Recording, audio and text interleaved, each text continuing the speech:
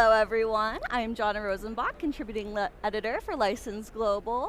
And today we are discussing a huge part of licensing trends, the food and beverage market. Joining us to discuss these trends and triumphs of brand licensing is Richard of Pink Key Licensing. Hello. Hi, how you doing? Great, thank you. Excellent. So start off, can you talk with us about the power that food brands have with consumers and how this is an extremely powerful category at retail? Yeah, food brands have kind of grown within the licensing world, maybe over the last about 10 years or so.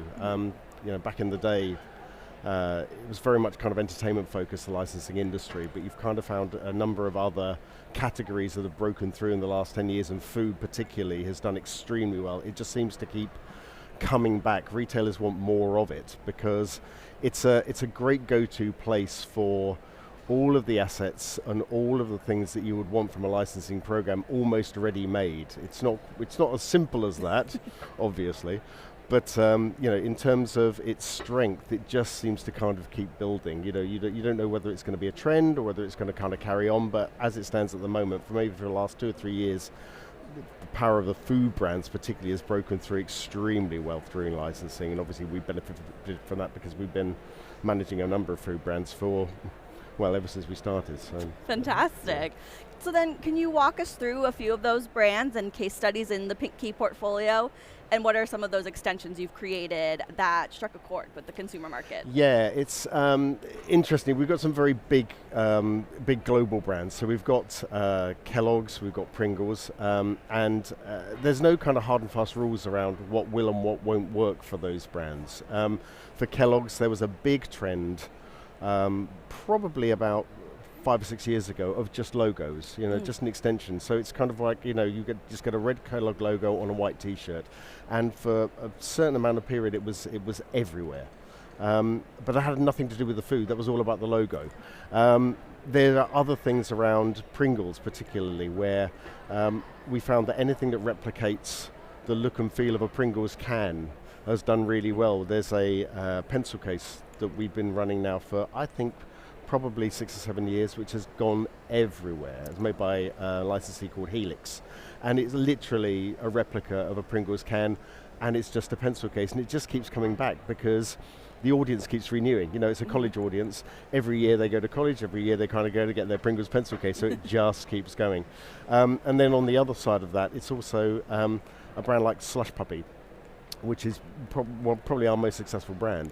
And the extension of that with the elements that it has into food, being able to kind of take the the flavor of the blue raspberry, the idea that it's a frozen brand, and it's also got a character on it as well, and being able to extend that into other foods and other foodstuffs, it's been amazing. So you can see that with those 3 examples, it's all very adaptable, and it kind of comes from different places as well. Yeah. Interesting. Yeah.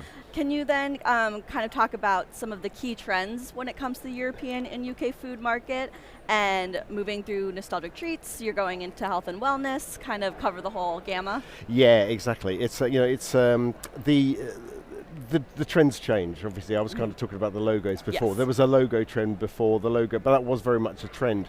The thing seems to have moved from something as simple as a logo on a t-shirt now into something a little more complex and involved. There's a lot of collaboration going on.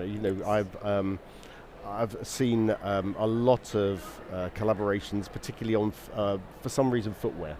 Footwear just seems to adopt various brands to actually adapt and change and add extension to what they're doing. And I would imagine that that's going to kind of move on into other pieces of apparel as well. But footwear seems to be something that is really key. Everybody seems to want to kind of do a Coca-Cola foot brand or footwear brand, or there was Kellogg's actually did one in the US with Frosties, so it was Frosties and Puma collaboration. Okay. And that kind of collaboration seems to be something that's growing enormously. It has done over the last couple of years or so, and it kind of goes both ways. Collaborations of licensing into brands. Pringles have run a lot of gaming IP on their packs, interestingly, and some of the kind of licensed product have actually taken some of the food brands and taken it out into distribution, which you wouldn't believe would even ever happen. So it's things keep popping up in very surprising places, and what I suppose one of the biggest surprises we saw was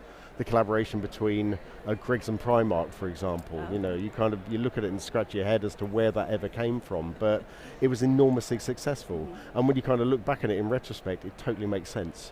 But you would never kind of start from the premise of, well, let's do that collaboration. But it works, so yeah. Love it. Yeah. So you said that it's pretty adaptable, food and beverage and licensing, but what are the key pitfalls and potentials for brands that are entering food and beverage market? What do they need to be aware of? That's really interesting because generally speaking, in licensing, you take entertainment licensing, for example, licensing is a core part of what a brand's development program. So there'll be programming and there'll be entertainment, there'll be episodes, and then licensing will be a natural extension of that. When you're talking about food and beverage licensing, that's not necessarily the case, because you have brands such as Kellogg's or Coca-Cola where the core business is not licensing. Licensing is almost like a bolt-on to them, and they use it for different reasons. Kellogg's kind of use licensing particularly to kind of gain awareness, to build the brand, to kind of let the consumer see the brand in places where they wouldn't expect to see it, in different retail from where they might see the cereals or might they see Pringles in the supermarket, for example. The pitfalls around it are that when you develop a program like that, you need to be very, very aware that it's not their core business, and they're doing it for particular reasons, that are very different from what you might call a more traditional licensing program. And there may be restrictions around the use of the brand that where, you look at it from a licensing agent's point of view, and it's an obvious fit to go and do something from a product point of view. But from the brand point of view, it may not be where the brand wants to go.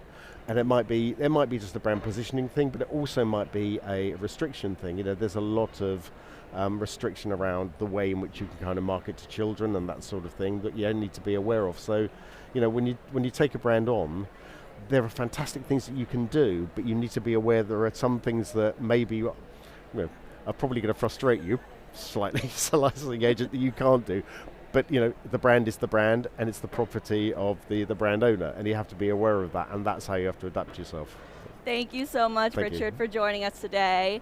We have lots more coming for you this week, content, trends, all we're covering here at Brand Licensing Global. Remember, stick with us, it all starts here.